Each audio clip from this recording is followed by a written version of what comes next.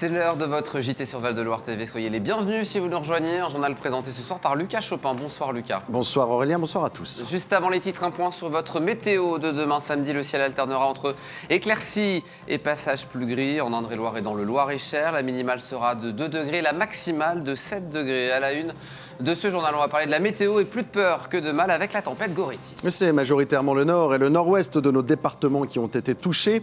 En Indre-et-Loire, les pompiers sont intervenus une trentaine de fois dans la nuit pour des arbres tombés sur la voie publique. Aucune victime n'est à déplorer.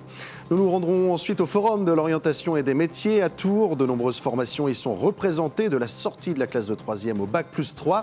2 jours pour commencer à construire son avenir. Et puis nous parlerons sport. Le 8e national de pétanque de Tours a en effet débuté aujourd'hui.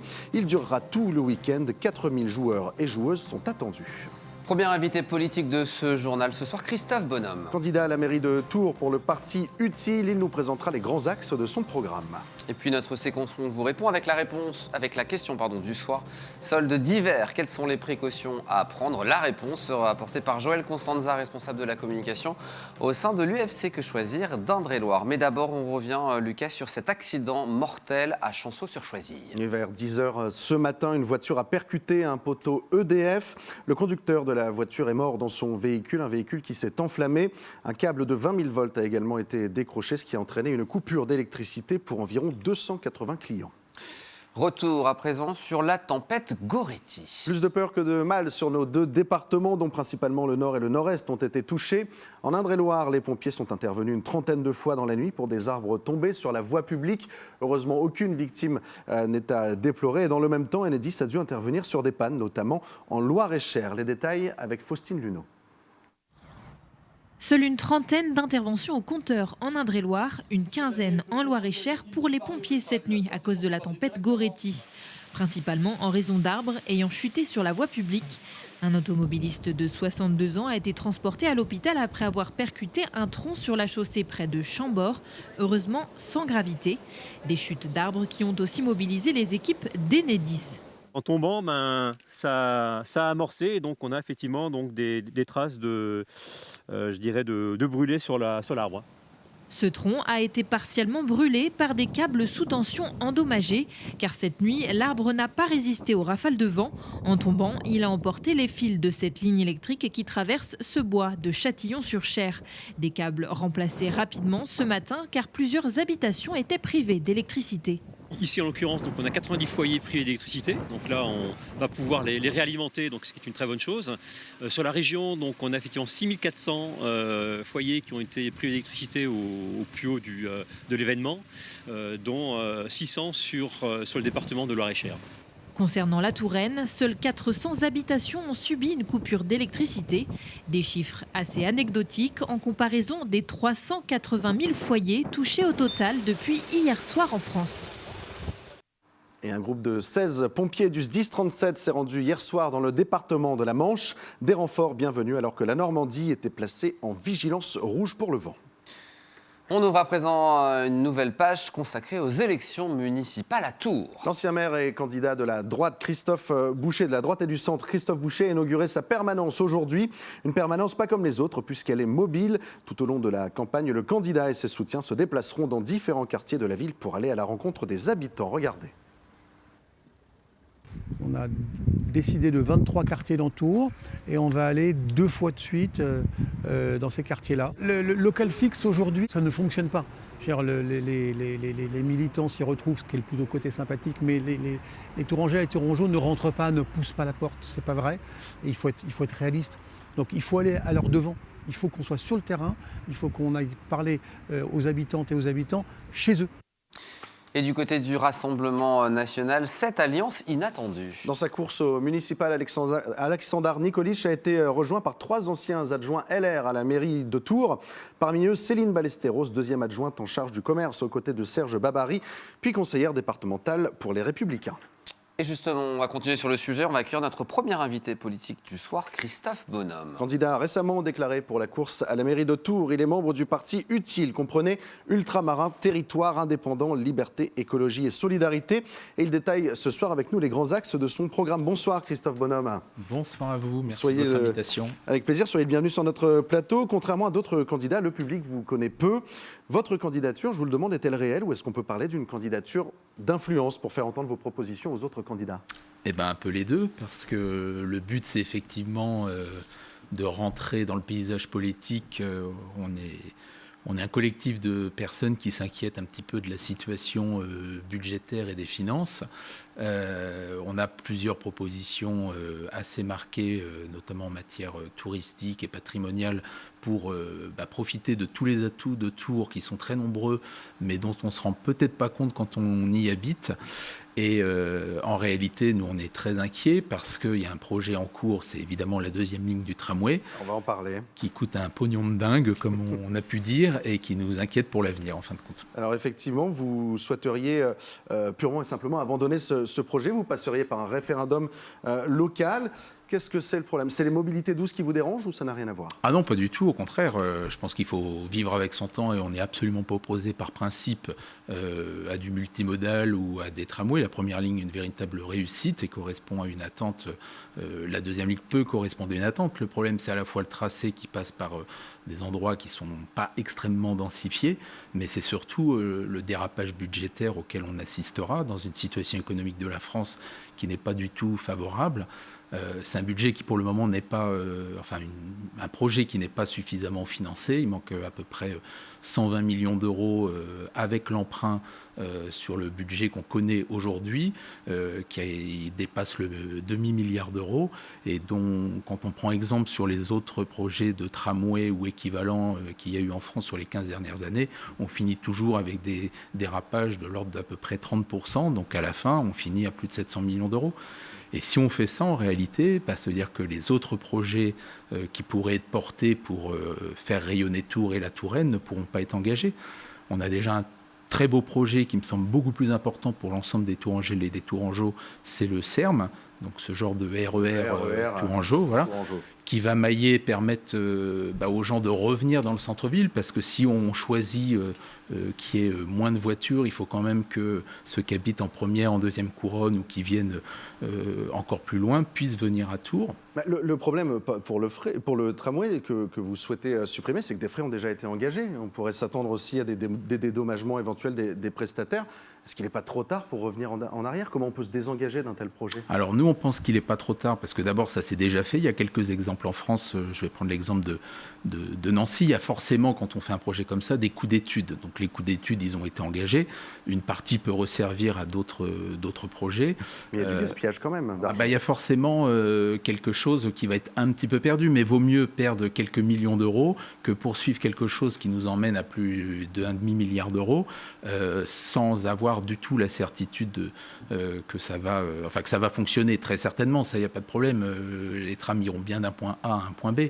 Le problème, c'est ce dont on est convaincu, c'est que c'est plus dans le temps actuel un projet raisonnable et qu'il est absolument nécessaire de revoir celui-ci, éventuellement comme ça s'est fait à Nancy, où on est à peu près dans le même nombre de kilomètres, dans un tracé un peu similaire avec un nombre d'habitants, si ce n'est équivalent en tout cas, qui peut sembler proche. Comparable, oui. Et donc eux, ils ont fait le choix de revenir complètement. C'est un projet qui est arrivé à 400 millions d'euros, 500 millions d'euros. C'est à peu près le coût du SERM. Donc ils ont abandonné ça et ils ont fait un trolleybus électrique qui, in fine, est en place et a coûté 88 millions d'euros. Donc selon vous, on peut trouver d'autres solutions qui seraient bien sûr, plus intéressantes financièrement. Plus les bus à haut niveau de service, donc des bus à 2 ou 3 rames qui permettent aussi de transporter, parce qu'après, il faut revoir aussi le maillage au niveau bus. Alors, rapidement, le temps nous est vraiment compté. Je voudrais revenir sur un autre axe majeur de votre programme, c'est le fait de faire rayonner notre ville qui, selon vous, souffre d'un déficit de notoriété, notamment à l'international. Ça passerait par la création, par exemple, d'un grand musée tourangeau sur le modèle du Mucem de Marseille, qui met en avant les civilisations de la Méditerranée. Donc là, nous, on aurait peut-être un musée pour mettre en avant les civilisations ligériennes. Comment financer un tel projet ? Vous nous parlez d'argent, c'est pas gratuit. Alors, c'est pas gratuit, ça c'est une évidence. Rapidement. Alors, très rapidement, oui. Un projet comme ça, d'abord, on peut faire appel à des financements privés à travers du mécénat. Si le projet est véritablement porté et qu'il y a une volonté, encore une fois, nous, on considère que quelque chose qui doit être d'ampleur et qui implique des finances à long terme, ça passera devant l'ensemble des citoyens, donc avec un référendum populaire, parce qu'on ne croit pas au système des élus aujourd'hui qui arrivent avec des solutions et qui pensent qu'ils ont raison. Il ne faut pas avoir d'ego sur des projets de cette nature-là. Il faut les expliquer, prendre le temps et aller systématiquement, quand c'est des choses pérennes et à long terme, devant les citoyens. En 3 mots, pour conclure, sur l'échiquier politique, on situe votre parti entre le centre-gauche et le centre-droit. C'est assez large. Est-ce que vous envisagez, oui ou non, des alliances politiques ? Si oui, avec qui ? Alors on discute, c'était un des 2 axes, soit amener la liste jusqu'au bout ou discuter avec des candidats actuels, sauf ceux sur les bords les plus extrêmes. Donc à l'heure actuelle, on a vu 3 candidats, dont 2 que je remercie et qui nous ont autorisé à donner leur nom. Donc c'est Benoît Pierre et Henri Alfandari. On est toujours ouvert à la discussion pour voir les autres candidats et le mettre en avant, de discuter de la poursuite du tramway, en l'occurrence Nantes, et puis des différentes propositions qu'on peut avoir. Merci. Christophe Bonhomme, candidat du parti Utile à la mairie de Tours, et on suivra avec attention votre candidature. Merci d'être venu nous voir. Merci beaucoup. Et on rappelle les élections municipales les 15 et 22 mars prochains, à suivre évidemment sur Val de Loire TV. Un mot d'agriculture à présent avec le Mercosur qui a été adopté aujourd'hui. Oui, malgré l'opposition de la France, l'Europe a donc validé aujourd'hui l'accord sur le Mercosur, le traité commercial avec l'Amérique latine. Une concurrence déloyale selon certains agriculteurs qui craignent que l'Union européenne n'importe des denrées qui ne respectent pas nos normes. Pas de quoi calmer la colère du monde paysan, donc déjà mobilisé, notamment contre la gestion de la dermatose nodulaire. Écoutez la réaction de ces 2 représentants régionaux. On ne peut pas se satisfaire des propositions pour calmer le jeu gentiment, mais que ce n'est que du pipeau de tes clauses de sauvegarde et ces clauses miroirs qui de toute façon ne pourront pas être appliquées. Ça veut dire mettre en place des contrôles, et ces contrôles, aucun organisme français n'est en capacité de le faire, et techniquement avec le personnel ça passera pas, c'est pas possible. Le monde agricole est peut-être parti de Paris, mais la colère on est revenu avec, et je peux vous assurer que c'est pas terminé et que le mouvement va se durcir. C'est un accord qui est mortifère pour le monde agricole de toute façon. C'est quelque chose dont on n'a absolument pas envie. Et c'est pas la première fois. Depuis toujours, on s'est opposé aux accords de libre-échange d'une manière générale.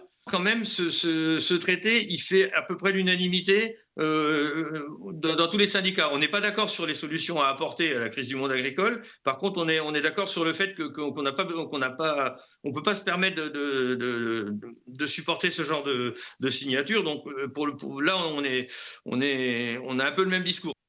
Et puis Lucas, cette agression de nos confrères. Oui, en marge des rassemblements d'agriculteurs que nous vous montrions hier, des journalistes d'ici Touraine ont été agressés. Le matin, c'est le rédacteur en chef David Mal qui a été la cible d'insultes et de tentatives d'intimidation. Et l'après-midi, c'est le journaliste Adrien Bossard qui a été agressé physiquement en place Jean Jaurès. Il a été insulté, a reçu du fumier et a été menacé avec une fourche par plusieurs agriculteurs sous les rires de certains autres. Des tentatives d'empêcher nos confrères d'accomplir leur mission de service public, une mission qui a pour seul objectif d'informer de manière équilibrée. Une plainte a depuis été déposée. La rédaction de Val de Loire TV apporte tout son soutien à Ici Touraine face à ces comportements intolérables et ces atteintes à la liberté de la presse. On va parler orientation à présent, Lucas. Oui, aujourd'hui et demain se tient le Forum de l'orientation et des métiers de Tours. 14 espaces métiers thématiques autour de l'artisanat, de la restauration ou encore de l'industrie. En tout, 9000 personnes sont attendues au parc des expositions de Tours. Aurélie Renaud s'y est rendue pour nous. À 17 ans, Sacha est en bac pro restauration au CFA des Doués. Il prépare une mention complémentaire pour devenir barman spécialisé en cocktails. Son objectif est clair, travailler dans de grandes maisons avant d'ouvrir son propre bar. Il se souvient de sa venue au Forum des métiers lorsqu'il était collégien. Aujourd'hui, c'est à son tour de répondre aux questions des jeunes. Transmettre comme on m'a transmis, parce que j'étais venu en 3e, je savais à peu près ce que je voulais faire, mais où. Et j'ai trouvé le CFA et ils ont réussi vraiment, en fait, comme là je fais actuellement, faire des petites préparations, cocktails pour concrètement montrer ce que nous on sait faire, et même tous les autres collègues qui montrent chaque partie de la restauration, c'est intéressant tout ça. Les démonstrations sont l'une des clés du forum. Jeanne, en formation de fleuriste en alternance, donne les premiers conseils pour réaliser une composition tout en tenant à faire passer des messages sur son métier. En fait, c'est plus large que faire un simple bouquet. On peut toucher à de l'événementiel, donc faire des mariages, des structures. Des hôtels 5 étoiles sont fleuris chaque jour par une équipe de fleuristes. Par exemple, le château de Chenonceau également. Samuel, lui, est en 3e. Il a choisi d'aller vers les stands de formation du bâtiment. Il a pu tester la découpe d'ardoise, une première approche concrète d'un secteur qui l'intéresse déjà. Parce que je suis en train d'aménager une maison avec mon père. Puis ça m'intéresse pour ça. Manoé est également en 3e. Il a toujours été passionné par les camions. Sur le stand de l'Aftral, un organisme de formation de Parcé-Mêlée, il teste un simulateur de conduite. Il pilote un porteur de 9 tonnes. Que ça soit grand, qu'on est grand, qu'on est de charger. Enfin, c'est vraiment une expérience professionnelle que j'avais envie de faire depuis très longtemps. Manoé pourrait faire un bac pro pour devenir conducteur routier. Mais sur le stand, on parle également poursuite d'études avec pourquoi pas un BTS. Voilà, en alternance ou en formation initiale. Et ce qui leur permettra par la suite de créer leur entreprise de transport. Les 14 espaces thématiques du Forum des métiers seront ouverts jusqu'à samedi 17h. Une question à présent dans ce journal. Savez-vous, chers amis, comment s'appellent les habitants de la région? Réponse? J'imagine que non. Et pour cause, il n'existe pas de gentilé pour le centre Val-de-Loire. Une situation qui pourrait trouver sa solution bientôt, puisque le président de la région, François Bonneau, met les habitants au défi prochainement. Vous aurez donc, vous aussi Aurélien, la possibilité de voter pour le nom que vous préférez. Pas de voler, mais bien de voter. On vous tiendra au courant. À suivre dans ce journal du sport à présent, Lucas. Aujourd'hui débute le 8e national de pétanque de Tours. 4000 joueurs et joueuses sont attendus et parmi eux, certains des meilleurs du monde. Une compétition qui a commencé aujourd'hui et qui durera jusqu'à dimanche au Parc des Expositions de Tours. Léa Turquier. En rentrant dans le parc des expositions, ces tintements sont clairement reconnaissables. Ceux des boules de pétanque. Didier représente le club de Saint-Victurnien en Haute-Vienne et pour lui, la compétition est plutôt bien partie. C'est super, moi personnellement, j'ai fait des grands concours, mais comme aujourd'hui, c'est grandiose. C'est grandiose parce qu'on rencontre des gens différents et d'une autre qualité. Donc ça nous fait voyager et on joue contre des joueurs super acharnés et on s'accroche, voilà.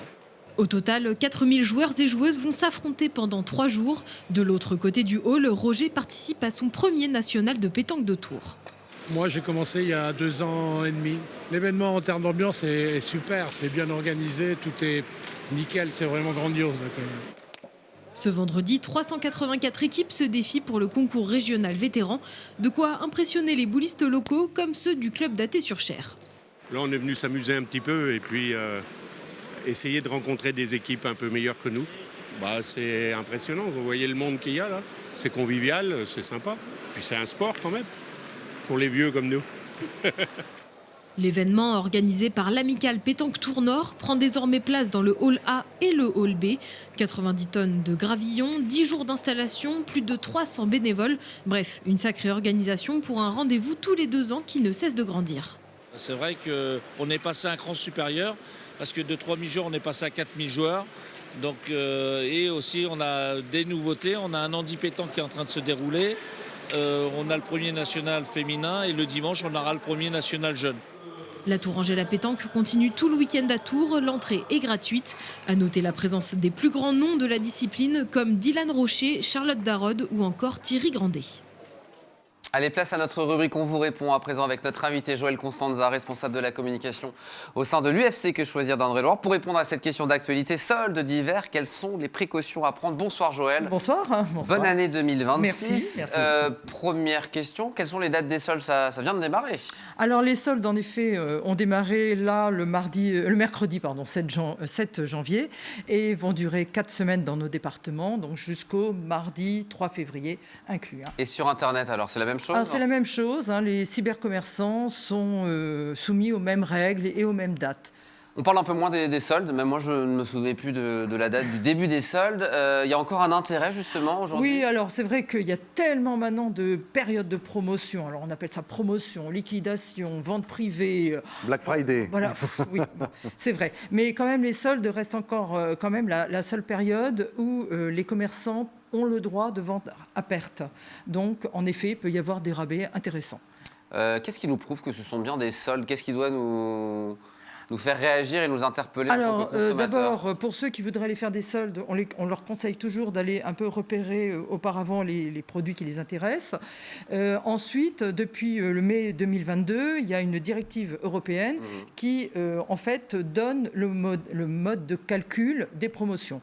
Donc, il faut que le prix après promotion soit calculé sur un prix de référence. Et ce prix de référence, c'est le prix le plus bas qui a été fait durant les 30 derniers jours avant la promotion. Et ça, il faut que ça soit indiqué. Il faut que ça soit indiqué. Donc, sur l'étiquette, il doit y avoir le prix de référence, donc le prix le plus bas effectué pendant les 30 derniers jours, le prix barré, enfin ce prix barré de référence, et le nouveau prix donc, qui tient compte de la promotion. Quelles sont les précautions à prendre quand on souhaite acheter un produit en solde? Alors, moi, je dis toujours, et je le répète souvent ici, vous le savez, si j'ai besoin de quelque chose, d'un manteau, de chaussures, eh bien, si j'ai besoin, ça peut être une bonne affaire. Donc, allez-y. Par contre, si vous n'avez rien, vous n'avez besoin de rien, ça sera toujours un achat inutile et quand même contraire à justement ce qu'on essaye de faire, c'est-à-dire une consommation responsable. Donc attention à ça.